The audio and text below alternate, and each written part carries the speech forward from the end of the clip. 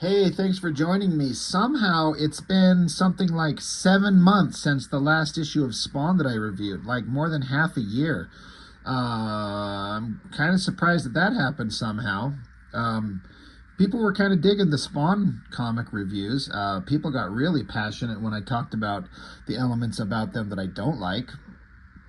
Um, it's kind of interesting to see people kind of lose their shit, get insulting, like personally, start saying personal like insults and stuff like that. It's really kind of interesting how people just take one schlub's opinion and get so pissed off they got to start like hurling insults. It's kind of ridiculous.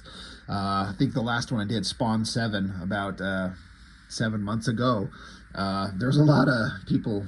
I mean, by comparison, most of the comments are overwhelmingly like supportive or just kind of neutral, but there seemed to be quite a few people that were really pissed off at what I was saying about Spawn issue 7, which is basically that the action in the story was just stupid. And I thought Spawn started out okay, but as it went on, the just I'm not saying it's bad, I'm just saying it's not for me. How about that? I like McFarlane. I've talked about this a lot. I think his artwork is amazing. There's a reason that he is who he is. And Spawn is an incredible design. It's a reasonably okay-ish concept. And he's going to drive it into the ground trying to make Spawn a thing. I mean, and I've said this. I mean, he's not trying to. It is a thing. But he wants it to be like Disney level. He wants kids to recognize Spawn the way they recognize Mickey Mouse. And it's like the concept is it's a comic book about a demon from hell. Like, it's never going to be that. But McFarlane is who he is, and he's going to keep going. And that's fine. This one marks the first of the 4 infamous issues where he brought on other writers. This one, Alan Moore. This might be the first Alan Moore comic I ever read. I'm trying to think. I think I've mentioned that before. Sometimes I don't remember the first time I ever read a particular kind of author that I didn't know about. God, I'm sorry. I'm really just trying to go back in my mind. Like, what do I know as the first thing I ever read from Alan Moore? I know that the first thing I ever read from Alan Moore is going to be some Image bullcrap, whether it was like Violator, Bad Rock, or Spawn, Wildcats, or whatever the fuck. It was probably this issue. And I'd heard the name Alan Moore, but I had no idea who he was, really. Just a name that people seem to mention all the time. Eventually I got to Watchmen, and then I got to read Tom Strong in real time, and I've come to know and respect Alan Moore's work. I don't think there's... I mean, all right, so the story in here is actually fine. There's actually a kind of a creativity into this that McFarlane just doesn't have, but it's still a Spawn comic, and I just don't care in terms of story. We'll see what it's like on the inside. I think these kind of things are really clever, and I like that McFarlane's doing an homage to himself. The classic Spider-Man #1, just putting his character in that pose. I like it. It still works. It's a classic kind of design, So Alan Moore art, Alan Moore story, Todd McFarlane art. I'd say that McFarlane really brings his artistic A-game, I think, in this whole thing. And Alan Moore, I can't help but wonder, I've said this before about Alan Moore's work. Sometimes I feel like there's certain things I feel that he writes that he's just so smart and so educated and got so much knowledge that he can just shit out something that he doesn't even care about. He could just sit down and be like, oh, I'm going to write me a Spawn story. It's going to be a good payday, right? Oh, what am I going to write? I don't know. I'll write a story about a guy in hell, all right? And that it could be the dumbest thing he's ever written, and it's still better than most anything anyone else has ever done. So, basically, the story is about that, was it issue 5, that child killer, Billy Kincaid. I think there was kind of an idea in some of our heads that that Kincaid character was going to be like a reoccurring villain. Like, Batman's got a rogues gallery, and so must Spawn, and it's going to be this guy.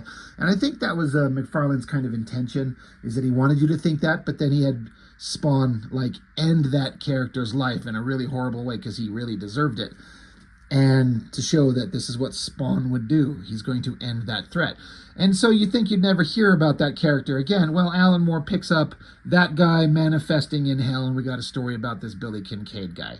Spawn's not really in this. Like, his presence is, but not the character itself. I really like this shot of Spawn progressively getting closer. This cape flying out there in the wind. The color tones on that. That looks so good. That is really neat. But this weird little gross egg sac, amniotic fluid sac thing. This guy's growing inside it. It's that Billy Kincaid character. In heaven, everything is fine. Written by Alan Moore, and it's narrated by this Kincaid guy.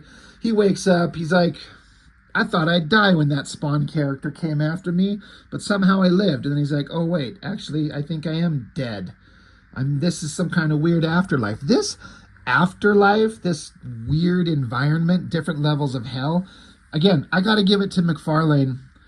He comes up with some really interesting ways of drawing these environments. And knowing what people say about Alan Moore's scripts, I bet it was very detailed. Like, there are these trees and they hang from it, and he probably gave a very detailed description of what these things are supposed to look like, and McFarlane did what he does, and it works. Again, as I've said before, the artwork by McFarlane is always worth it, even if the story sucks. And I'm not saying the story sucks. Like later on, the Frank Miller issue, that one sucks. But this one, it's just a weird kind of off adventure in hell, which is fine. So this Kincaid guy, he runs across some other souls in hell, wandering around. And of course, there's this adorable little kid. The coloring is a little bit more naturalistic on the kid. And this is important because this Kincaid guy, he likes to butcher them little children's. That's what he does. So him meeting up with this little girl is like, oh God, where's this going to go? So now they have to like traverse the levels of hell. And so that I don't know if this is, again, if this was like a Alan Moore script suggestion to put this girl front and center.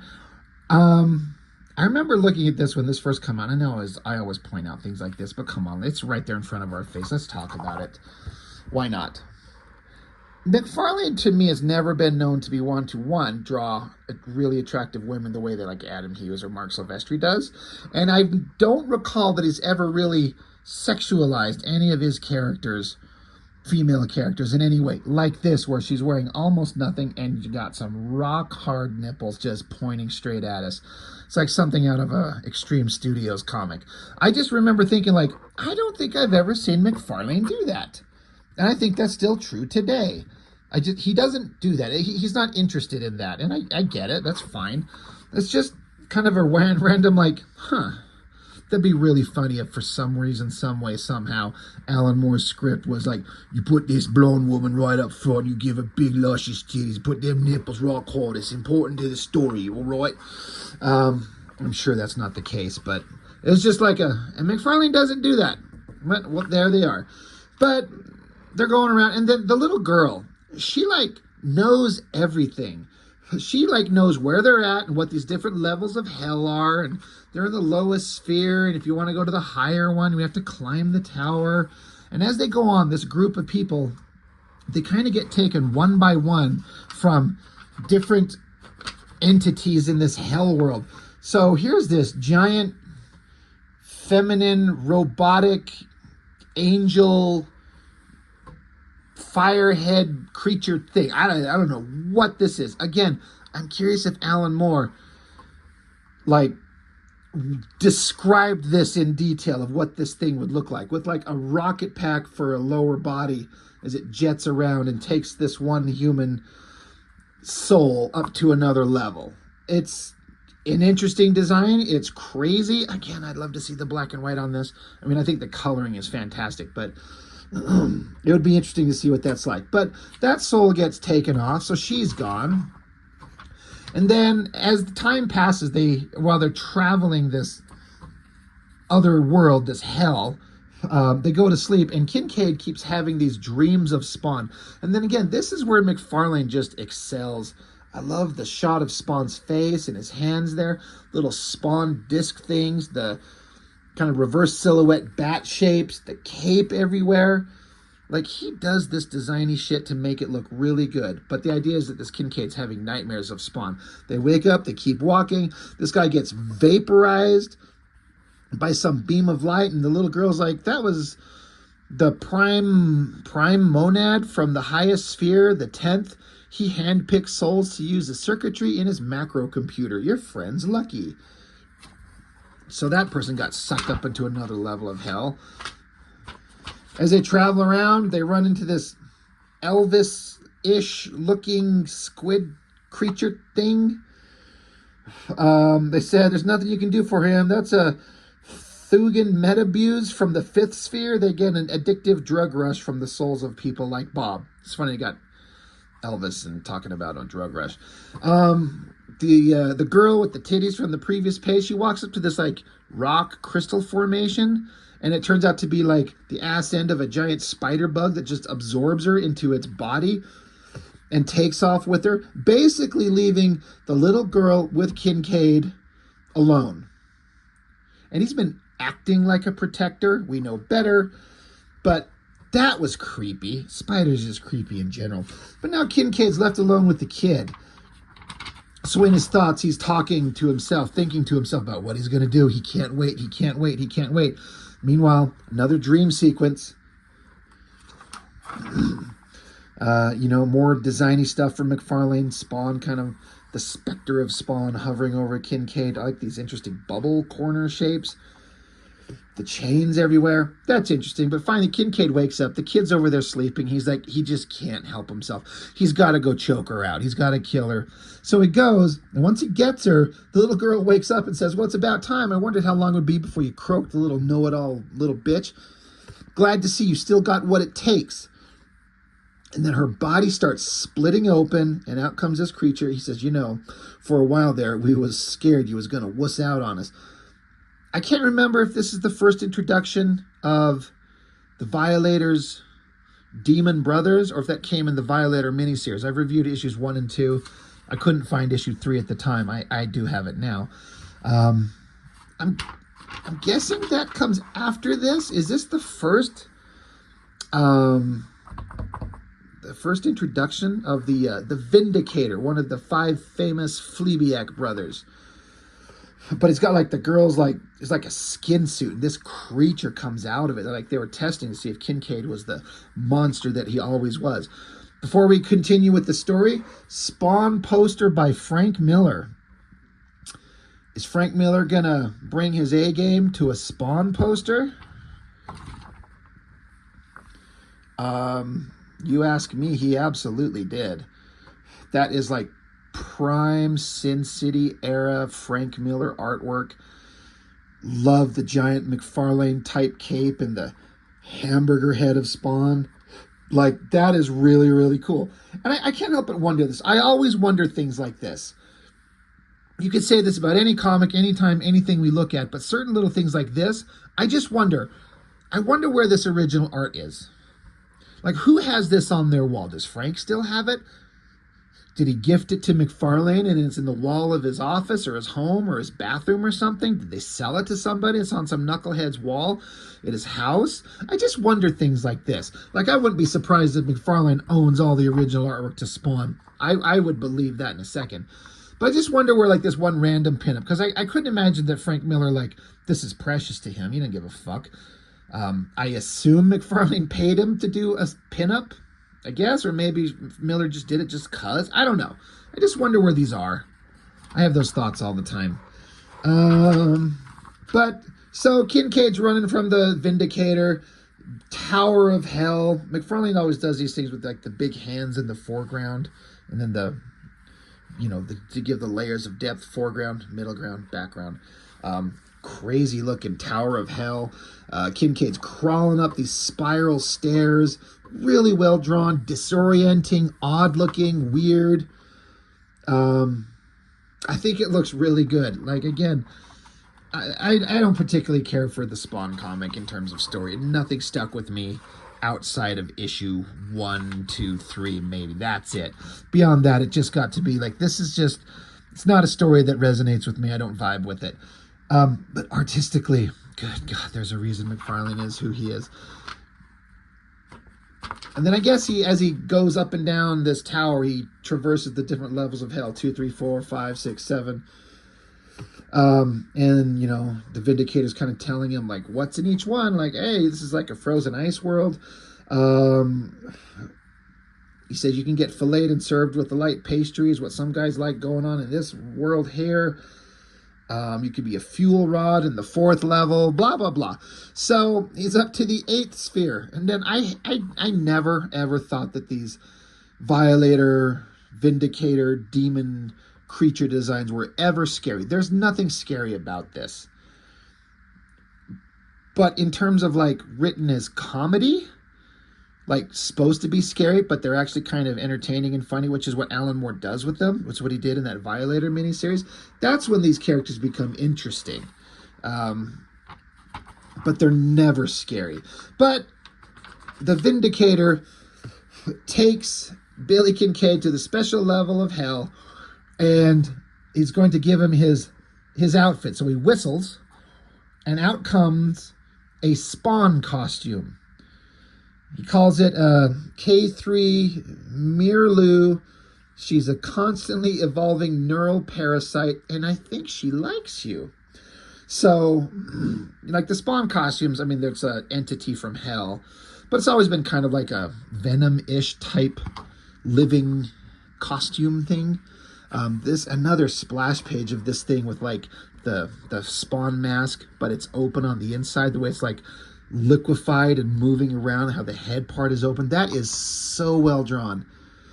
But it's like just enveloping Kincaid here. He's freaking out.